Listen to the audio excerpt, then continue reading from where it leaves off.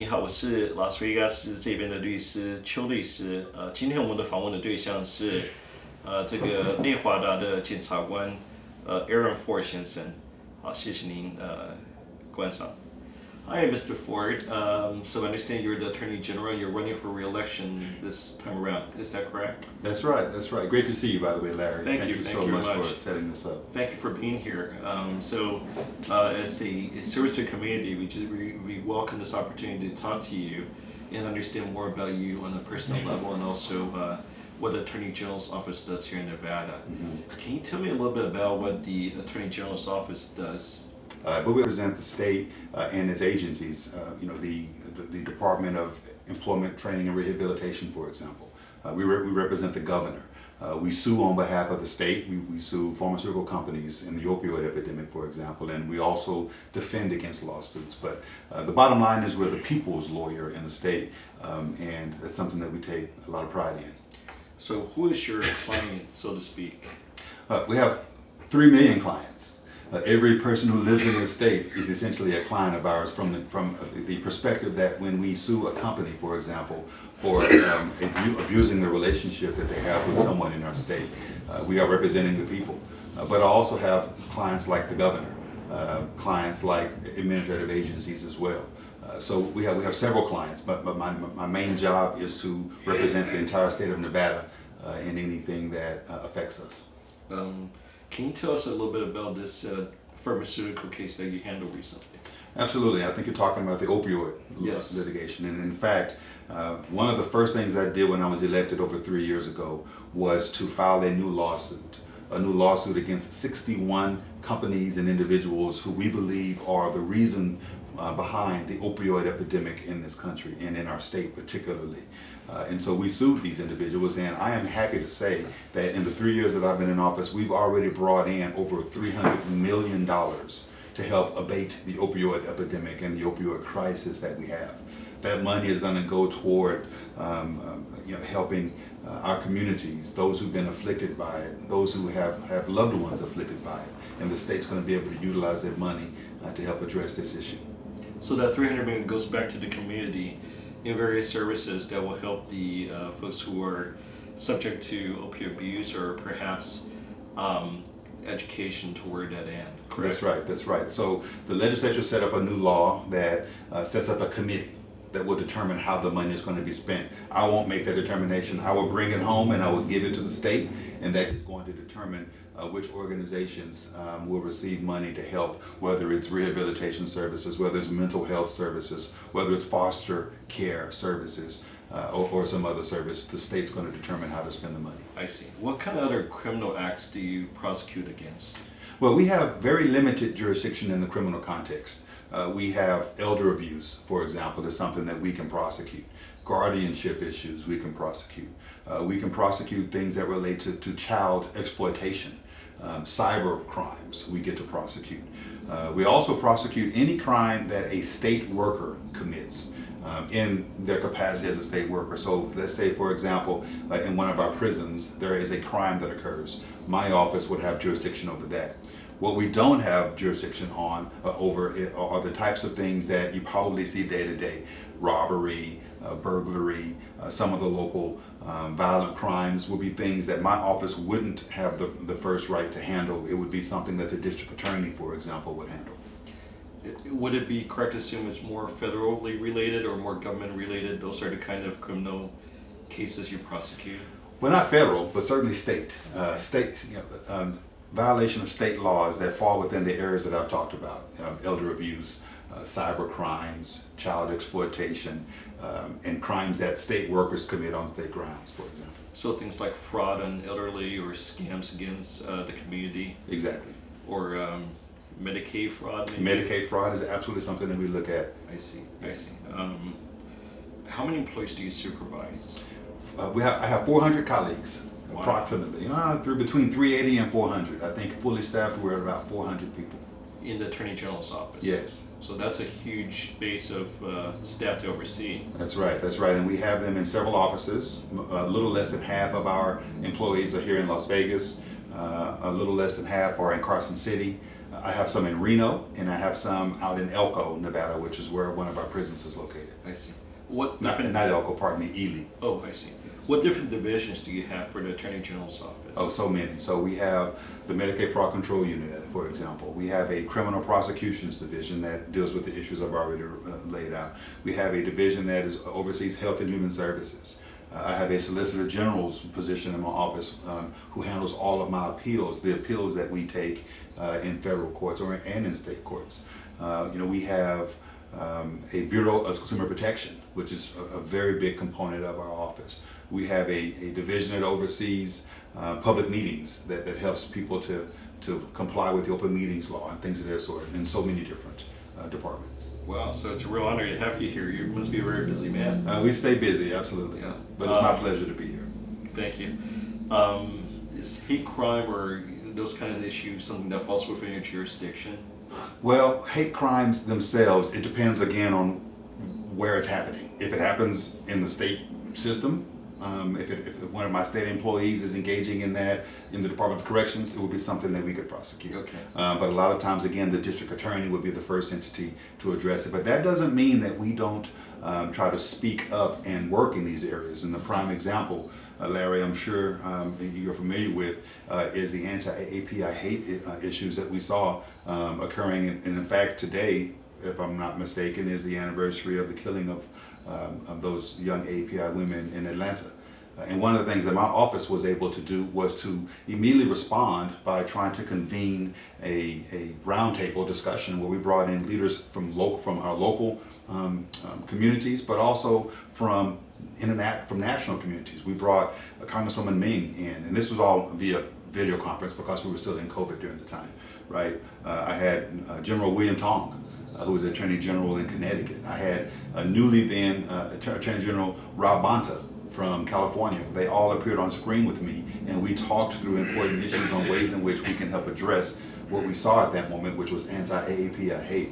I stand against that all. And I fondly recall that in the aftermath of George Floyd's murder, for example, as people were protesting in the streets, a lot of my AAPI brothers and sisters were protesting with us, standing with us, standing in solidarity. And I likewise stand in solidarity with the AAPI community as we address the hate issues that we saw then and we still see today. Wonderful. And I understand you were very active in the reform against police brutality. Absolutely, absolutely. Let me be clear. I wear a badge, right? So I am part of law enforcement, and in fact, somewhat, one of the titles that this office has is we're the top law enforcement office in the state. So I am in law enforcement, and I strongly believe that we have to do all that we can in law enforcement to improve the relationships between the communities that we serve and law enforcement. And so, for example, in the aftermath of George Floyd's murder, I was able to convene what I call a series of 6 panels that were called the Justice and Injustice Forum, where we brought together community members and law enforcement to talk about ways in which we could improve relationships.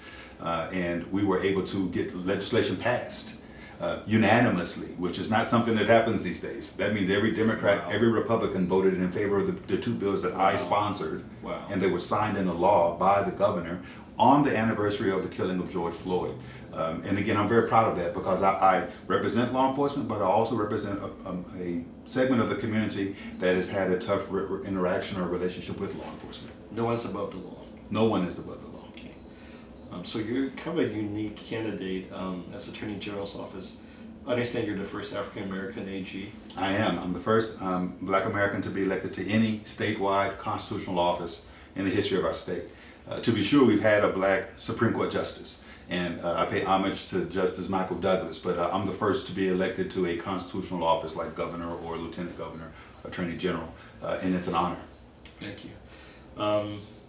Tell me about your family. You're a father, proud father of 2 or 3 children? 3 sons and a nephew we raised, so 4 sons is essentially what we say.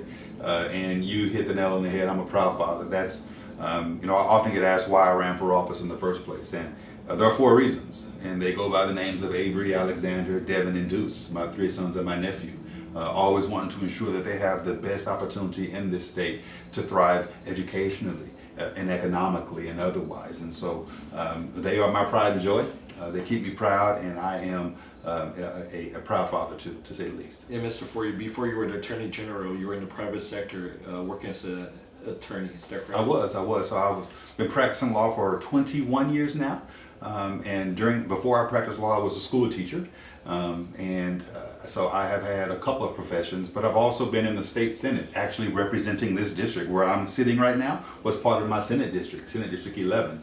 And I was a Senate Majority Leader at the time I ran for this office in 2018. So you're always very active in politics. I have been active in politics for the last decade or so, yes. At least from the elected side. I've always been active from a grassroots level as well. And when you were a private attorney, you were working on civil cases. I did, yeah. I didn't do criminal work. I worked on what we call complex commercial litigation. And they're more like corporate law. Exactly. Okay. What made you decide to run for a public office? Yeah. Well, the first thing that came to mind was, again, those four names that I mentioned. And it was because I was concerned about our education system, and I remain concerned about our education system, and so that's part of what keeps me moving. But the first time I ran was because I wanted to ensure that the education system got additional monies, and we were able to do that when I was in the state Senate. So that was, it was 12 years ago when I first ran. Wow, 12 years ago. Mm-hmm. How long have you been Attorney General now? 3 years and 3 months, and what's today's date? And 14 days. March 16 is today's date. Okay, so 13 days. What do you enjoy most about your role as the Attorney General? You know, I just love the fact that I am in a position to be able to help as many folks as possible, as quickly as possible, on as a wide array of things as possible. And you know, it's the honor of a lifetime to represent the entirety of this state, from Elko to Ely to Enterprise, Nevada, right? And just ensuring that we have someone in this office of Attorney General who's always going to look out for Nevada families first, and that's been the pleasure of this office for me. Is there something very memorable about this journey so far that sticks out in your mind? Yeah, you know, I've touched on a few of them already, right? Yes. The opioid, addressing the opioid crisis. Yes. I'm very proud of that work. $300 million, over $300 million we've been able to bring in, and that's going to help so many people in this state. Being in a position to help improve relationships between law enforcement and the communities that we serve after the killing of George Floyd. Mm-hmm. Being out front and speaking against the AAPI hate that we were seeing, yes, was something that gives me pride in this office as well, because you want to have someone in this office who's going to speak up for everybody in this state. And those are some of the proudest moments that I've had thus far. Yes, yes. How long have you lived in Nevada? On and off, 18 years. My wife and I moved here the first time in 2000. I stayed here for 3 years to work for a federal court judge. Went back to Texas, which is where I'm originally from, and then we came back in 2007 when my wife got another job at a law firm, and we've been back since 2007. I see. Who's your hero in the history, or political history, I should say?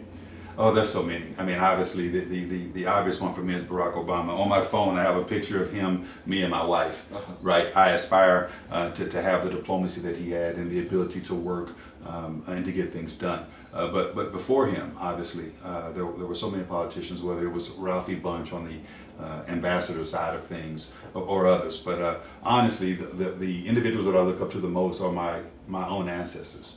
My fourth grade grandfather, who was born into slavery and died on the auction block so that he could preserve his humanity. And here I am 4 generations later with his DNA in me serving as Attorney General. And I think back to what he must have experienced, and I have pride to continue moving forward, notwithstanding the difficult times that we have today. Very similar to plights of most Asian Americans here in the U.S., where we typically immigrants work in more medial jobs and then get an education and progress in life. And full disclosure, Mr. Ford was one of my professors when I was in law school, so he was kind enough to teach a class on legal writing. writing. Yeah, legal, and he's a great legal writer, just so you know, if I do say so myself. I had a good teacher. In any case, having that background in education, politics, and you've been in this role for a while, what do you think is the greatest threat going forward in the future? There are several things that we need to be cognizant of. I don't know if I can pick a greatest threat, but to be sure, we want to continue working on public safety.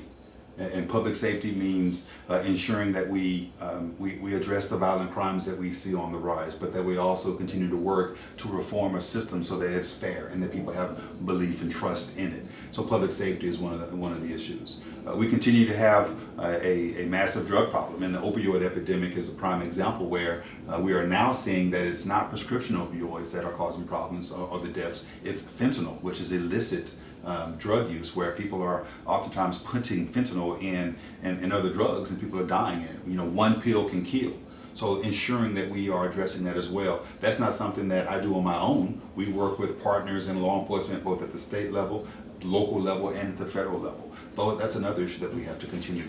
So in any given case, it may involve FBI, it may involve U.S. Attorney's Office, it may involve the District Attorney and other counterparts. Absolutely. We have several task forces, I think that's the right plural, that we work with on several issues, whether it's human trafficking, whether it's drug-related issues, whether it's violent crimes. There are several task forces that we have together. When it comes to elderly abuse, what kind of elderly abuse are you seeing? Well, a lot of times what we've seen is financial or elderly abuse, where people are trying to take advantage of some of our elderly members of the community by, taking inheritances or becoming guardians when they should not have, and things of that sort. So that's some of what we do. But we also, ensure that we push back when we see actual violent elder abuse taking place as well. I see. What about like other areas such as, when you say public health, what other areas are you seeing that are areas of concern? In the public health arena, our Health and Human Services Department oversees or advises, I shouldn't say oversee, but we advise Health and Human Services, the department itself. And so whether it's foster care issues, whether it's mental health issues, whether it is, adolescent issues or otherwise, those are things that my office helps to advise the Department of Health and Human Services on as they interact with the public, but also as they interact with the courts. There's a lot going on in that area, and we want to ensure that we give the best advice that we can on ways that are going to help benefit those who need those services. Has COVID changed any of the priorities? Well, so no, it hasn't changed priorities. It's changed the way that we do our work, though. Let's be clear. I talk about our priorities as being essentially one job, and the job is justice. In our office, we say our job is justice, and we look at it through what I call my 5 C's. Consumer protection, like opioid stuff, criminal justice issues, like we've talked about, and reform. Looking at the protection of all constitutional and civil rights, being involved in the community, so community engagement, and then client and constituent services. I added a 6th C. I didn't add it. It actually thrust itself upon us, COVID, where we have to do all of those things through COVID, and we figure out a way to do it effectively and efficiently. And we've been able to do that as well, and advising the governor and others on how to operate during COVID has been one of the new tasks that obviously was unforeseen at the time I took office, but one we've risen to the occasion for. I see. So your office has lots of areas to oversee. How do you manage these different areas? Well, a number of ways, not the least of which is by surrounding myself with some fantastic individuals in this office who can help us to get the job done. I have an executive team of 5 people, 4 women and 1 male. It was initially 5 women, and they help to oversee the other divisions and departments that I've told you about. And I have chiefs in those divisions and departments who speak directly to all of us on issues on a weekly basis to keep us abreast of it. So it's a diffuse approach that we take to getting the job done, and we all are dedicated to this proposition that our job is justice, and so that's how we do it. I see. Great. Well, thank you very much for your time today. I hope our viewers and readers will understand Attorney General's office a little bit more and what they do for the community, which is obviously, a lot of it has to do with public safety and ensuring that our community has the best representation, whether it be fighting fraud, elderly abuse, or things of social importance. So thank you again, Mr. Ford.